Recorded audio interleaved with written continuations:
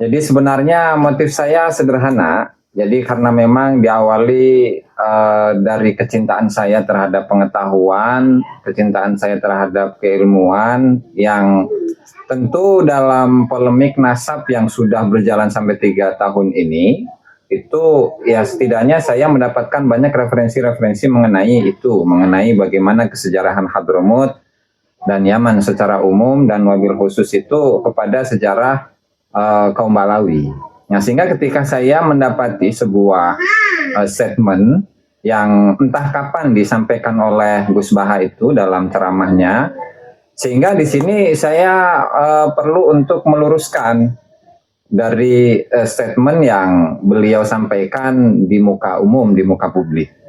Nah, sebenarnya hanya itu saja motivasi saya untuk meluruskan kenapa Gus Baha itu bisa mengeluarkan sebuah statement yang ketika statement tersebut itu ditelusuri dari sisi sejarah Hadramut dan Yaman secara umum, ternyata itu tidak sesuai dengan fakta. Kemudian juga Wali Songo yang kemudian disebutkan sebagai keturunan dari Basaiban, itu pun juga tidak sesuai dengan fakta, bahkan di dalam karya-karyanya Ba'alawi sendiri. Kemudian mengenai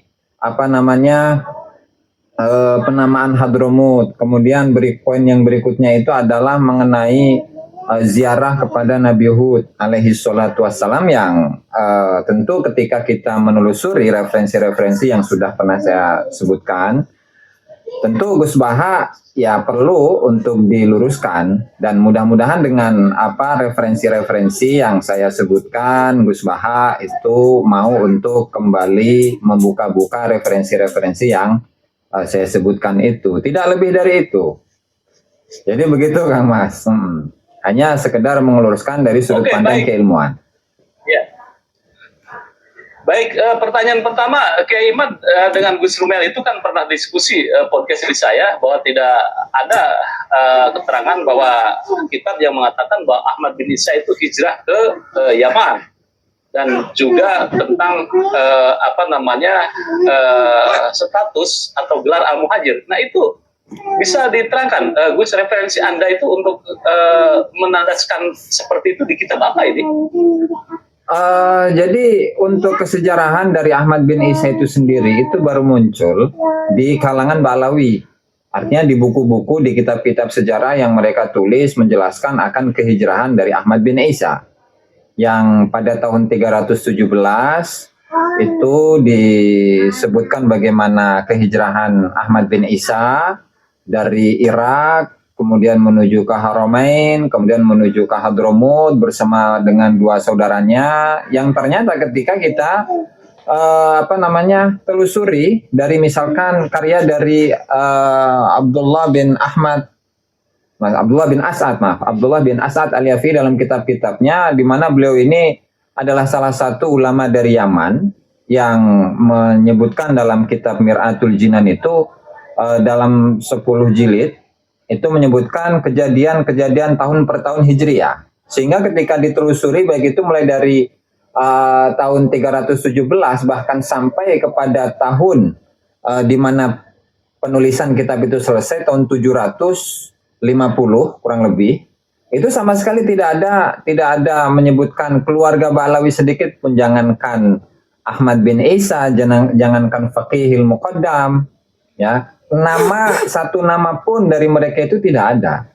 Nah, sehingga disitulah memang membuktikan bahwasannya kesejarahan dari Ba'alawi yang sampai saat ini misalkan dibaca oleh Gus Baha ataupun kiai-kiai yang lainnya itu memang tidak memiliki faktanya, tidak dikonfirmasi oleh kitab-kitab yang lain. Begitu juga dengan kitab Tabaqat Fuqaha al-Yaman karya dari Ibnu Samurah al-Jadi, itu pun juga tidak menyebutkan seorang tokoh pun, jangankan Ahmad bin Isa, seorang tokoh pun dari kalangan Ba'alawi itu juga tidak disebutkan. Bahkan ketika menyebutkan Tarim, itu yang terkonfirmasi itu adalah Bani Agdar, kemudian Bafadol itu disebutkan, tapi sementara untuk tokoh Ba'alawi itu tidak disebutkan sama sekali. Sehingga dari kitab-kitab itulah saya bisa menyebutkan bahwa untuk kesejarahan dari Ahmad bin Isa itu memang tidak pernah ada. Begitu Kang Mas. Beberapa waktu beberapa waktu yang lalu saya podcast dengan Gus Ajis di kitab Ajarul Safaf ya, yang mengatakan bahwa makam Ahmad bin Isa itu dibangun itu abad 9 ya Gus? Oh betul. Itu lebih tepatnya itu ada di dalam kitab. Oke. Siap. Jadi lebih tepatnya itu ada dalam kitab Fathur Rahim Rahman karya dari Umar bin Abdurrahman Sahibul Hamra, di mana di sana Umar bin Abdurrahman Sahibul Hamra Ba'alawi itu menyebutkan walam yu'rafil ana mawdi'u qabrihi, di mana posisi atau lokasi makamnya Ahmad bin Isa pada waktu ini, yaitu pada abad ke-9 Hijriah, itu tidak diketahui. Nah, hanya warawaihul unsi fi arja'ihi faihah. Hanya saja aroma kewangian, keharuman yang ada di Husaisah itu begitu semerbak. Yushiru anna fihi rohan zakiyatan solehah, yang menunjukkan bahwa di dalamnya itu terdapat roh yang suci, roh yang soleh. Sehingga kemudian diperkuat dengan ziarahnya Abdurrahman As-Saqaf, kemudian Abdullah bin Abu Bakar Al-Idrus yang menziarahi tempat tersebut, sehingga dari situlah dimulai akan penunjukan makam dari Ahmad Al-Muhajir ini, Ahmad bin Isa Al-Muhajir ilallah. Jadi keterangannya hanya seperti itu. Nah, dan apa namanya, ketika kita menelusuri kesejarahan dari Ahmad bin Isa itu kan tadi sudah memang tidak ditemukan, dan justru penunjukannya itu adalah melalui ronsen itu sendiri. Begitu. Jadi begitu, Kang Mas. Ya. Secara gaib lah ya, ronsen ini. Betul. Tidak semua orang tahu bahwa ronsen makam ini ada istilah baru nih, ronsen makam. Ronsen makam itu seseorang melihat makam, wah di sini adalah ruh seseorang, ruh suci atau ruh siapa gitu, yang disebut istilah ronsen. Ya. Baik, jadi ketika Ahmad bin Isa abad 9 itu abad 45 gitu, 6, 7, 8 itu belum ada makam, dan di kitab yang disebutkan Gus Ajis baru ketika itu ada makam dibangun Ahmad bin Isa yang sekarang diziarahi dan diyakini adalah makam Ahmad bin Isa. Begitu kitabnya ya. Betul. Dalam kitab yang tadi. Bahkan ada tambahan itu, Kang Yusuf. Ada tambahan. Gimana ceritanya? Ini disebutkan di dalam kitab An-Nurus Safir fi Ayanil Qarnil Ashir karya dari Habib Syekh bin Abdul Qadir Al-Idrus.